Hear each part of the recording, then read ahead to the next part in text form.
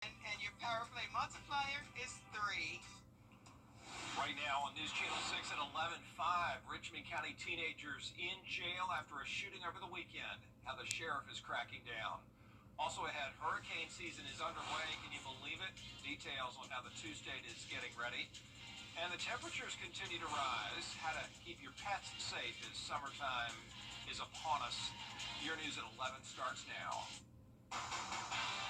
Live from Television Park, this is WJBF News Channel 6 at 11. Good evening, everybody. I'm Brad Means. We do thank you for joining us. As coverage you can count on begins with enforcement of a curfew in Richmond County. It's for people under 18, and it comes after a shooting incident in Harrisburg last night. 5 teenagers are in custody. Graham Lee reports. Sunday night shooting involving multiple teenagers ended with 2 going to the hospital and 5 in handcuffs. The Richmond County Sheriff's Office and those living here say action needs to be taken to reach the youth and keep the community safe. The Sheriff's Office, along with the Columbia County Sheriff's Office and Augusta University Police Department, responded to the shooting around 8 o'clock near Green Street and Crawford Avenue. Philip Williams is the president of the Neighborhood Association. I think it's completely out of character. 12 years ago, I would have said, nope, it's completely in character. But in the last 10 or 12 years, it's just changed dramatically for the better. Investigators say a 16-year-old was taken to the hospital after suffering a gunshot wound. Deputies detained 5 teenagers, with a 17-year-old and a 14-year-old charged with aggravated assault. Stephen Story serves as pastor for nearby Crawford Avenue Baptist Church. This church has been here for a very long time, and our desire is to serve the people of this neighborhood, to reach them with the hope of the gospel of Jesus. And when something like this happens, it just reminds us why we're here. A spokesperson for the Sheriff's Office says the sheriff has been looking at solutions to help with youth violence since he took office, and those conversations are ongoing. He's also been meeting with preachers, youth organizations. There's a group that does outreach programs and things of that nature. We're looking at doing nighttime basketball. We have the Citizens Youth Police Academy coming up. Crime is way, way down from what it used to be. No problems at all. I think Harrisburg is a economic opportunity for any number of people, particularly young professionals. Sheriff Eugene Brantley says following this incident, the curfew for young people under 18 will be strictly enforced. They're also continuing to talk about creative ways to reach the youth as the summer continues. In Augusta, Graham Lee, WJBF, News Channel 6. An Augusta man facing charges after what investigators call the largest meth bust in city history. Jaquez Sturgis charged with meth and fentanyl trafficking. Investigators say they searched properties on Hale Street, Tybee Court, and Marks Church Road, and during those searches, they say they found more than 2,300 grams of fentanyl and 20 kilos of meth, along with guns and cash. More arrests could be coming as this investigation continues. It is time now for a first check of our weather. Jenna, keeping an eye on how things are shaping up for this work week. Well, so far so good. It was a nice and dry Monday, but we will be introducing some rain chances as we get into the middle of the week. But right now, a nice quiet night. You're taking a live look at our Terry Lambert Hyundai Skyview cam in North Augusta. Today's almanac shows that we had no rain today. We started out a little bit on the chillier side in the upper 50s. Then we climbed all the way to a high of 87 this afternoon. It is a little bit warmer than it was last night, so I'm not expecting those upper 50s for morning lows, more so the lower 60s. And right now we're still in the 70s in some spots. 70 in McCormick, 72 in Barnwell, 73 in Louisville. Aiken, you're in the upper 60s, and same thing in Augusta and Edgefield. High pressure is in control. That'll bring the dry weather again tomorrow. But notice the winds are now starting to come in from the northeast because of that high pressure. And we're only seeing winds up to around 5 miles per hour at the highest. Now tomorrow morning will be around 62 to 66 degrees with calm winds and nice sunny skies in the forecast tomorrow. We'll just still be a little bit hazy out there, and then just a 20% chance of some isolated storms on Wednesday, and then the rain chances increase on Thursday. Coming up, I'll have a look at your futurecast for that, so stay with us. But back to you, Brad. Jenna, thank you. Georgia farmers could be getting relief from the growing cost of producing our food. Georgia's agriculture, the state of South Carolina getting ready for hurricane season and sharing advice on how we can stay safe. Emergency Management Director Kim Stinson says the best time to prepare for a hurricane is before one even forms. Yesterday, as Jenna mentioned, was the start of hurricane season. It goes till the end of November, and taking simple steps now could make a big difference later. Prepare while you've got the time to prepare, because doing the last minute piece of it's probably not going to always work very well. So certainly need to take a look at those resources, build your plan, and be ready to take action if you need. Stenson says the SCEMD mobile app is a critical tool. It will give you access to evacuation routes, emergency alerts, and checklists for your family and pets. Summer sure is a busy time of year for local animal shelters. Isabella Moody with a look at why they take in more animals this time of year. The SPCA Albrecht Center for Animal Welfare is busier than normal this time of year. Workers there say there are some ways that you can help. I always say if you can't adopt, foster. If you can't foster, volunteer. And if you can't volunteer, just spread the word. It helps to share our story, to share our mission, because someone somewhere out there can see animals like this one every day and fall in love. In April, there were 150 total dog and cat intakes and 225 in May. Dogs and cats are having to double or triple up in their rooms because of the influx of animals. We have had a lot of intakes, a huge number of increase in intakes for both cats and dogs and puppies as well. It's a lot, and we want the resources, and we need the resources to take care of that increase. Being at capacity not only affects the shelter's staff and resources, it puts stress on the animals having to share space together. We only have, so many resources, not necessarily only monetary resources, but when it comes to space, time, and staff, we are way past capacity to the point that a lot of puppies are living, all day in crates. Garrett also says puppies have to stay in their crates other than when they're being walked a few times a day. For more information on adoption and their events coming up, you can find that on WJBF.com. In Aiken, Isabella Moody, WJBF News Channel 6. A new effort to help the homeless in Augusta is raising concerns in one neighborhood. The Salvation Army wants to put a new Center of Hope shelter on Hale Street right across from the fairgrounds, right down the way from May Park. Commissioners got a letter from residents in Old Town saying they want to see a new shelter, just not there. But the question will always remain, is this the best location for it? Not only do we have May Park in the neighborhood, you also have the fairgrounds. So we have the fair every year. It's just the best place to host folks. And so those are going to be conversations that we have to center ourselves around as we make a decision. Commissioners set to hear from Old Town residents at their meeting tomorrow about the proposed shelter location.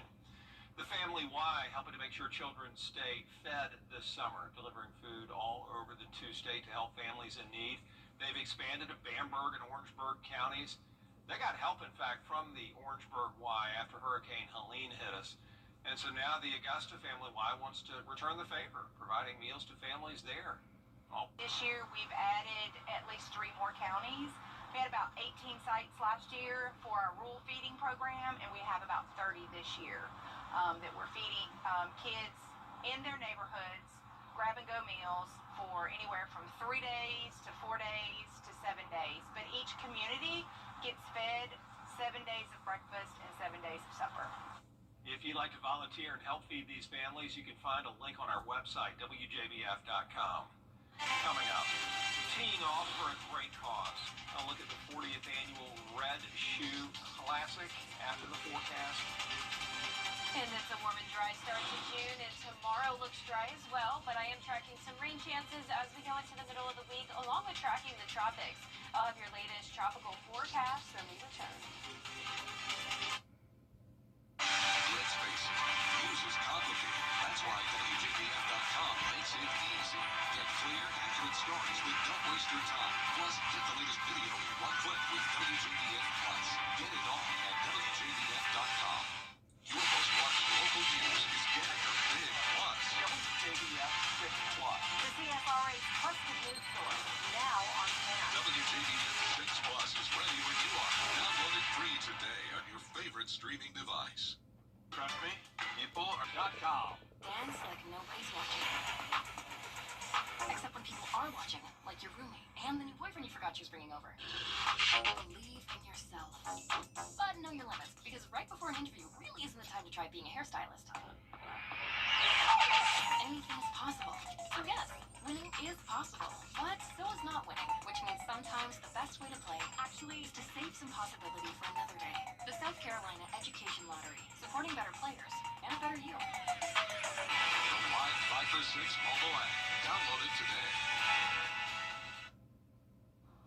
Now, your most accurate forecast with WJDF Live 5 for 6.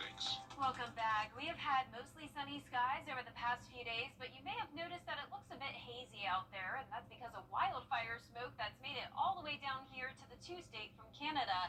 And I actually captured this beautiful photo tonight in Augusta of the hazy sunset. And if you have taken any photos of the sunset lately, be sure to send those my way and I can feature it in our newscast. But here's a live look in on our Terry Lambert Hyundai Skyview cam over at SRP Park. It's a quiet, nice night. Winds are calm. Temperatures are in the upper 60s. Dew points in the mid 60s as well, and our visibility is knocked down to 9 miles just because of some of that smoke still around. Upper 60s through mid 70s, pretty warm still in Waynesboro, checking in at 75 at the 11 o'clock hour. And high pressure is moving in. This will keep us dry once again on our Tuesday. But down in Florida, it's not looking so dry. We do have these scattered showers and storms. A lot of that is now moving into the Atlantic, and it will continue to move further up towards the northeast. And there's actually the possibility that this could gain some tropical characteristics, but I do not want you to worry about this. It's just a 10% chance of development, and we are into hurricane season, so this is very normal. Now, I do not think this would become any stronger than a weak tropical depression. If that, most likely this will just be a rainmaker for us, and a lot of the heavier rain will be focused along the coast. So let's talk about it here on our feature cast Wednesday at 6 a.m. That's when we're starting out dry, but you'll start to see those showers move into the Georgia and South Carolina coastline. Some heavier rain around places like Charleston and Myrtle Beach. For us, a few storms here and there, not expecting them to be too strong at this time. And I'm also not expecting any flooding concerns, maybe some isolated pockets of heavier rain, but it's really not looking too bad. As we go into our Friday morning, we're starting out dry, but we will continue to see a lot of moisture here in the Atlantic from that low, and then more moisture moving in ahead of a cold front out to the west. So with those two things combined, we will be in a pretty unsettled weather pattern, but I want to also focus on the wind gusts. I know that's a big concern after what we dealt with last year, so I want to ease your mind with this, because the wind gusts with this definitely going to be on the breezier side on Wednesday, but we're really only talking around 20 to 30 mile per hour wind gusts. Our southeastern counties will have the higher chance of seeing some of those wind gusts up to around 30, but really not even too bad along the coastline. So this is really just a rainmaker. It'll be a bit breezy. And once again, this all starts around Wednesday, just a 20% chance of rain, and then a 50% chance starting on Thursday, 60 on Sunday and Monday of next week. But even all the way through next Monday, we're only talking around 1.5 inches to maybe 2.5 inches of rain. So a lot of this will be very light. It'll keep our temperatures a bit more manageable. We're not expecting any 90s over the next several days. And you can see here tomorrow, we will be climbing close to it into the upper 80s, starting out your morning in the lower 60s. And you can see our lows will be warmer than they were last night, low to mid 60s across the board. Highs tomorrow in the upper 80s. And that 10-day forecast is showing the completely dry day tomorrow. Then those rain chances pick up as we go into the weekend and into early next week. Now back to you, Brad. All right, thanks a lot, Jenna. We do appreciate it, and a very special day for the kids at Camp Rainbow. They offer so many fun experiences at that camp for children battling cancer and their siblings. Today they were at Top Golf, just having a great time. Knowing that the child life will make sure we have a time for us and make sure that we can hang out with together and have a good time, and for them to focus on us and stuff, because a lot of us are going through a lot. It means a lot. It's fun to watch the kids help each other. So we have some kids who have been here for several years. We have some kids it's their very first year, so they kind of take them under their wing and show them the ropes and really make really strong friendships. Such a special place and so much fun for the kids. And the Red Shoe Golf Classic, speaking of golf, taking place today, and making sure that we continue to raise money for the Ronald McDonald House. Speaking of Ronald McDonald, WJBF is proud to celebrate our parent company Nexstar with Nexstar's Founders Day of Caring, an event that celebrates 29 years since Nexstar started. And this year we're going to take donations for the Ronald McDonald Hospitality Card from June 2nd through the 19th. You can drop items off here at Television Park or donate directly through an Amazon wish list. Go ahead and scan that QR code on your screen to link you directly to that wish list, and then we'll carry all the goodies over to the Children's Hospital of Georgia in a few weeks and deliver them to the youngsters. Still ahead, new details on the attack on a Israel demonstration in Colorado happened over the weekend. Just devastating. We'll let you know where the investigation stands as coverage you can count on continues. But first, the winning numbers for tonight's South Carolina Lottery.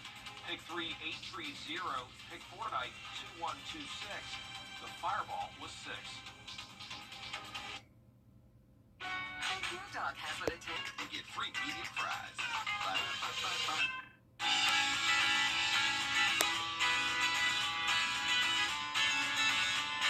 Follow News Channel 6 on Instagram.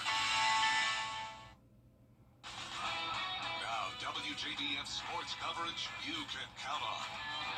The start of summer football workouts officially kicked off across the CSRA, and many of those teams have new faces on their coaching staff, including Westside head coach Cedric Mason and a familiar name at offensive coordinator. 1, 2, 3, go. Man, it feels good to get back out. I've been involved with football since I was 6 years old. So last year was the first time in over 30 years that I hadn't been on the field during the season.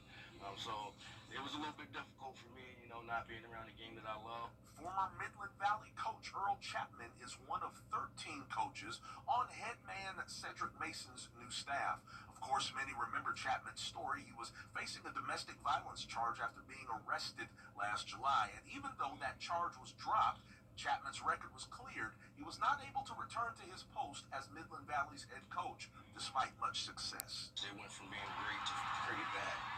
That's what it felt like to me anyway. But it was a struggle. It was embarrassing, to have your character questioned, to have to deal with things and not necessarily be able to defend yourself. But now he's Westside's offensive coordinator.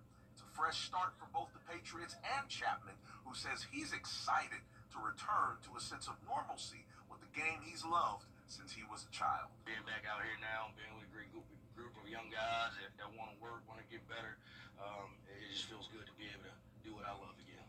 And the coach has some wisdom to pass along to anyone in a public-facing position who finds themselves fighting for their reputation. Reminding yourself of the things that you've done, the people that you've impacted in a positive way, and the things that you're going to continue to do going forward. Now on over to esports, ARC's Musketeer Strike heading to the National Plavias Cup Championship. The ARC squad took down San Marcos High School out of California 3-2 in a best-of-5 semifinal in Street Fighter 6. The team, comprised of 3 players, they will face off against the Science Academy of South Texas on Wednesday. The winner gets $4,500 in scholarship money, while the second-place winner gets $3,000. Now over to minor league baseball, the Augusta Green Jackets, they have the day off Monday before returning back to SRP Park. They're taking on the Fayetteville Woodpeckers, a former divisional rival of theirs. The Green Jackets are coming off a series against the Myrtle Beach Pelicans, winning 4 out of their last 5 games. They're now in sole possession of first place with 15 games left to play in the first half. First pitch set for 7:05 p.m. Tuesday. The Atlanta Braves also have the day off before returning back to the Diamond. They'll play a 3-game series against the Arizona Diamondbacks. Atlanta second to last, though, in the National League East, while the D-backs, they're in the same position, but in the NL West. First pitch set for Tuesday, 7:15 at Truist Park, with Spencer Strider set to take the mound for Atlanta. That's it for sports. We'll be right back. How do you become the largest? Brought to you locally by Hardee's, where there is always goodness in the baking. Stop in for fresh baked biscuits, crispy hand-breaded chicken, and charbroiled 100% Angus beef burgers. To get the weather you need to see the whole picture. That's why Live Fiber 6 gives you the Skyview network. Get a live view of traffic and weather from all over the CSRA.